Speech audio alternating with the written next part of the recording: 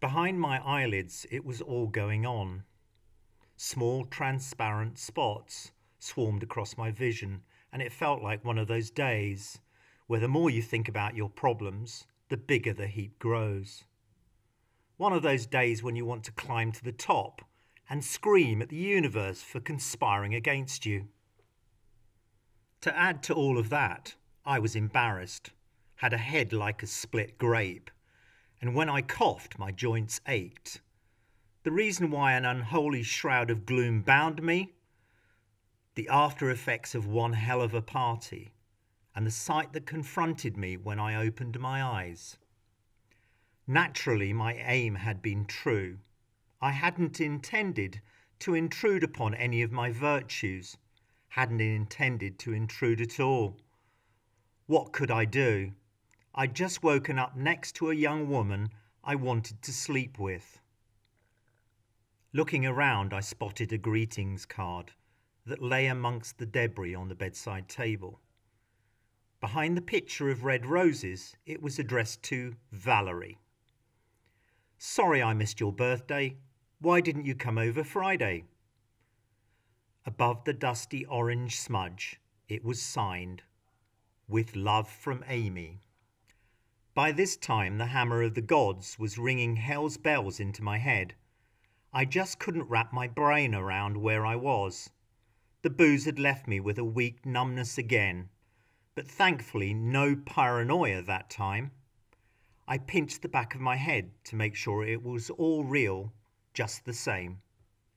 It was that point that Valerie sat up, eyed me with wayward calculation, and moved in for the reckoning.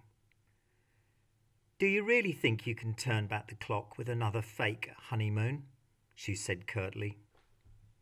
I didn't have a clue who she was, let alone what she meant. When she stopped talking, a quick blush overspread her face. The same warm flush rose to my own cheeks, and somehow set us both at ease, but raised an even stranger question. Have we met before? Am I the double of a real person, or a recurring one-night stand? I answered her question with such a weak cliché. Well, it takes two to tango. It's cringe-worthy on reflection, but she was extremely pretty. I suppose I was trying to preserve whatever we had, whatever that was. Save it for another point in time, with the possibility that we could meet again, if I survived the thing I'd gotten myself into. She spoke softly through her sleepiness. Oh, why do you keep coming back? Settling herself back into the pale sheets, her low whispers, mixed with the sunlight that poured in through the window, became a kind of liquid stuff that washed all of time from my mind. I stopped thinking and merely felt.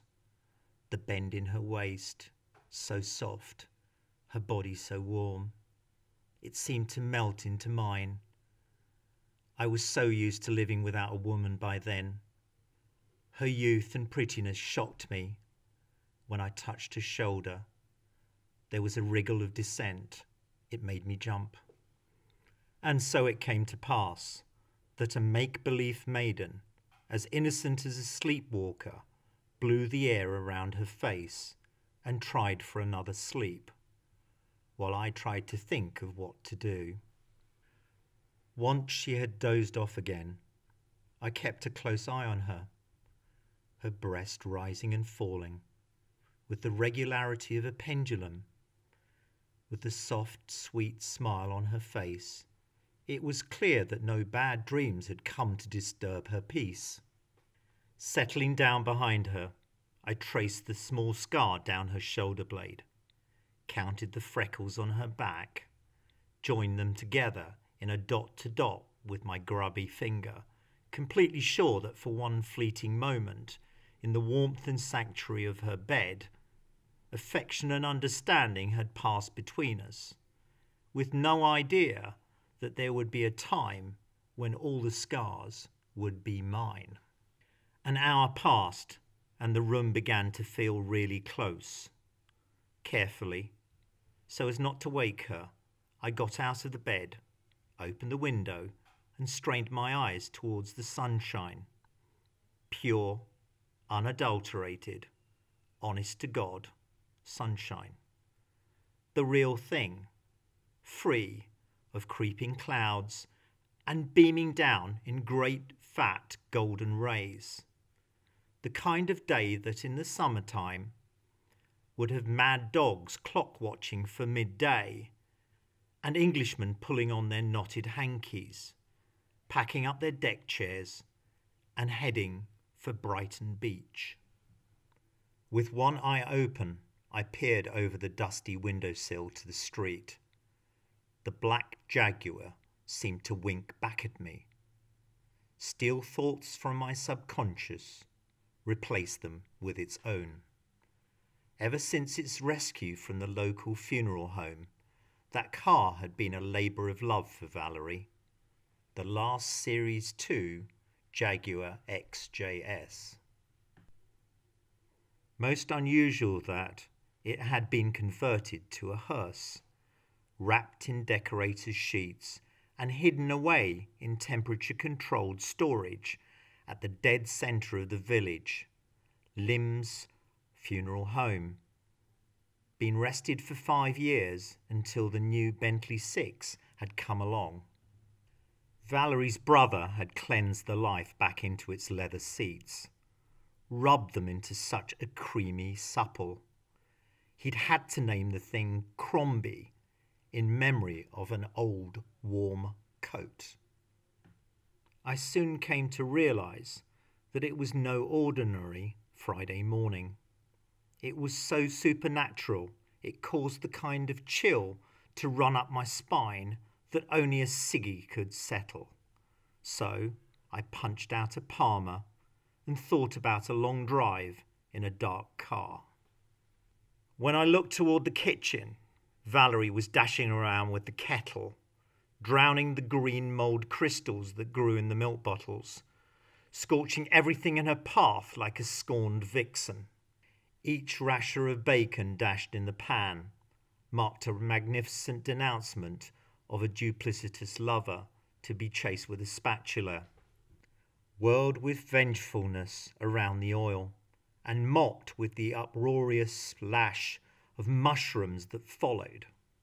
I saw the heartbreak, distilled in the Chilean caper jars along the shelves, the sauce aimed like a fountainhead of pure disobedience, the tin of beans thrown around with the contrariness of having the time of her life, with another strange lover in her kitchen, until all my emotions were clutched away with sizzling whisper. "Let's go to London," she said, grinning wildly at me, holding the spatula like a dagger.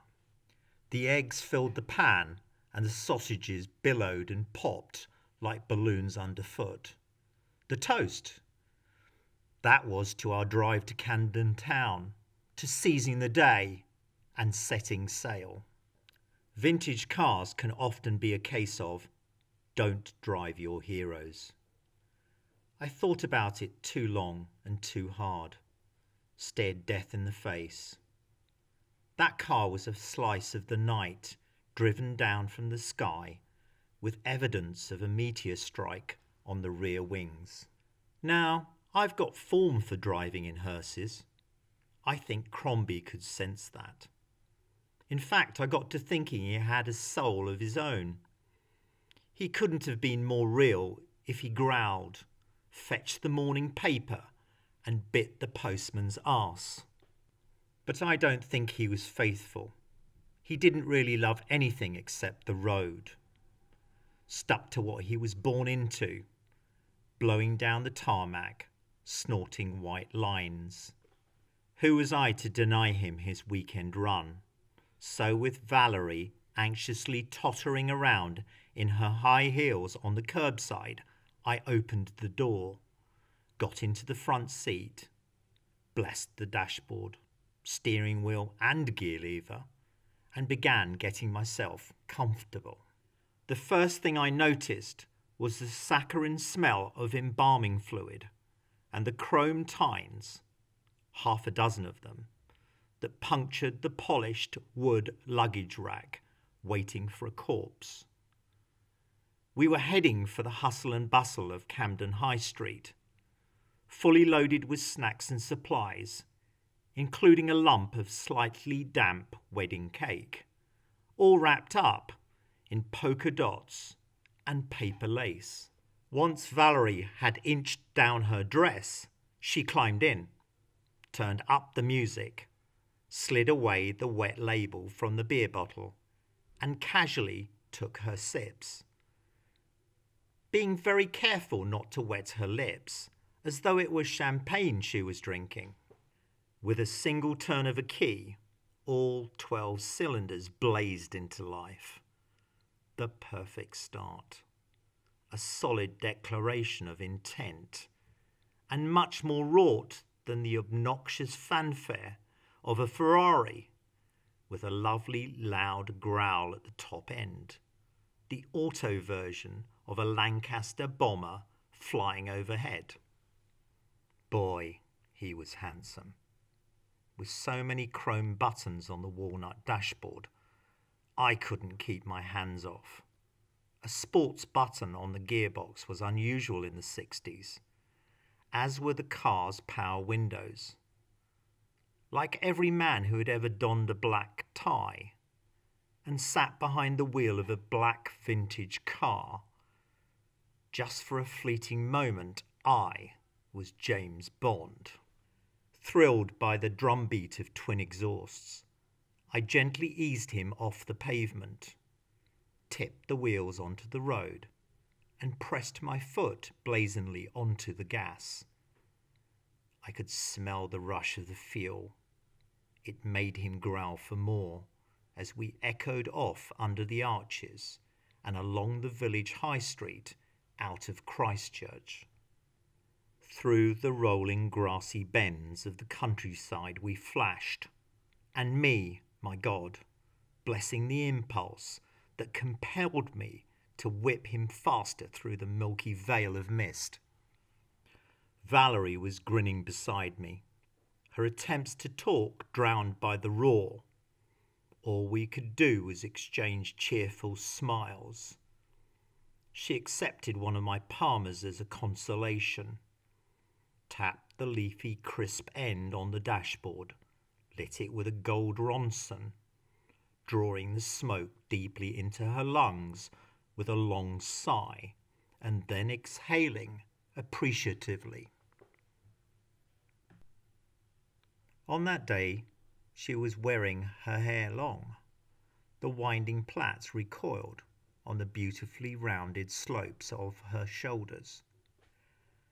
With a hint of self-consciousness, she checked her reflection in the mirror, and then gazed back towards me as she repositioned a shock of fiery locks behind an ear. I couldn't help but notice her bare arms and legs.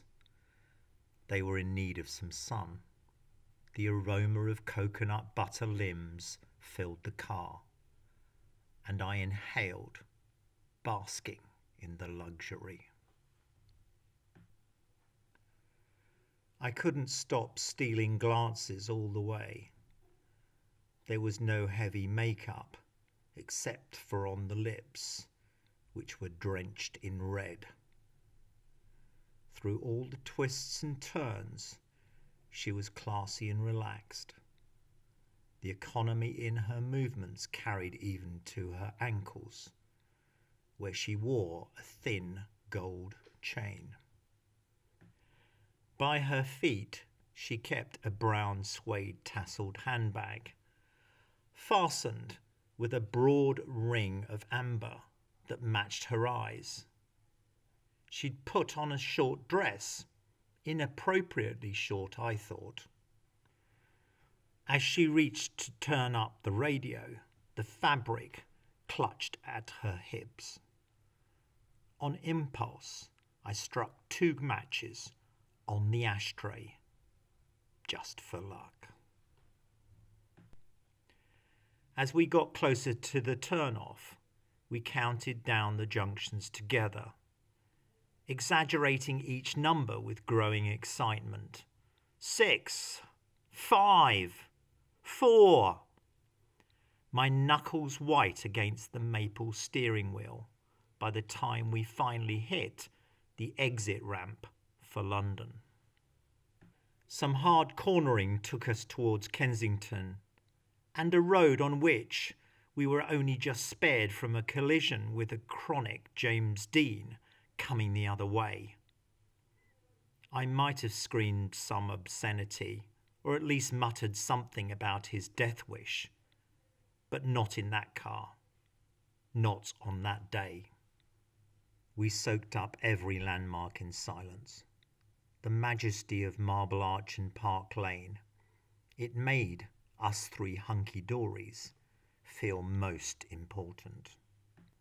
We passed what seemed like an hour in search of the perfect parking spot, eventually finding the multi-story on Pratt Street and bringing Crombie to a well-earned rest.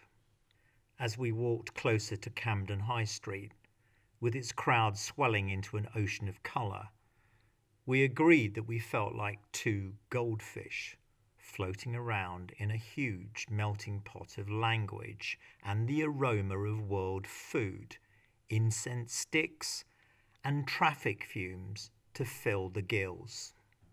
Our leisurely stroll along the high street became a window shopper's paradise, with temptation at every turn. Skin art science for heretics, tattoos for everyone. The painfully fashionable, exotically inebriated.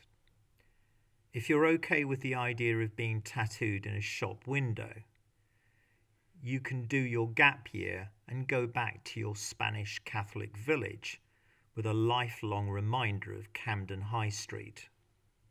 We thought we might be safer with graffiti t-shirts, hands sprayed with a flip-top can. We'd come too far to be serious. We couldn't resist buying them. The Pink Panther for Valerie, the Joker for me. Shook them around in the polythene bags, like candy floss at the fun fair. At the end of the high street, greeted by life-size bronze horses guarding the entrance to the stable market, the traders gathered under the old railway arches. A magnet for kleptos, offering celebrity photographs and memorabilia, second-hand furs, and most things curiously retro. Bar Cuba is right in the centre. That's where we were heading. Seduced by the trumpets from the live salsa band that played for retired couples who danced toe-to-toe at the same time every Saturday afternoon. The salty bare brick walls of the old mill, a perfect backdrop for the bold photographs of Che Guevara and overblown American cars, finished in red, gold and pink. I ordered a bottle of the richest red. The sun slowly slipped away. We smoked a cigarette, and the evening came. Like the two drifters on that moon river, we walked the mile back to Crombie. He was cold. I was cold. Cold to the idea of a journey home after all the elation. Valerie, though, she was just getting warmed up, singing to herself. Like a breeze that blows where it pleases, she naturally changes her mind. "Can we drive to Brixton Academy?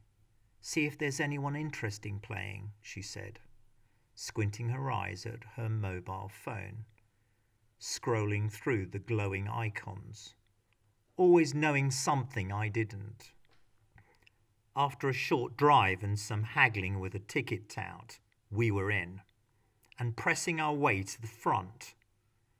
The set was simple, adorned with lamps like a 50s jazz lounge. At just before 10, the house lights went down, and the voice filled the place. Ladies and gentlemen, I give you the one and only Amy Winehouse. Valerie slipped the brassy clips from her hair, untied a ribbon, and let the strawberry locks fall down onto her shoulders. After a few tentative moments reckoning with her self-confidence, she raised her arms and began to sway to the slow and easy rhythm, waving and shouting to her friends on the stage.